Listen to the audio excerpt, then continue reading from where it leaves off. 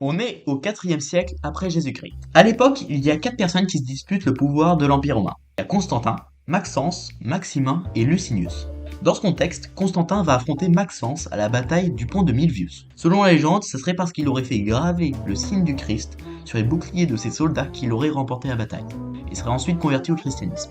Seulement en histoire, les légendes ça vaut pas grand chose, et du coup on préfère proposer des hypothèses. Selon Jean-Marc Daniel, dans son histoire de l'économie mondiale, Constantin serait en fait devenu chrétien pour éviter une crise économique. À ce moment-là, l'aurélie, c'est-à-dire la part d'or dans les pièces de monnaie, était en chute libre, ce qui donnait une grosse inflation. Et pour contrer l'inflation, en général, ce qu'on fait, c'est qu'on limite la production.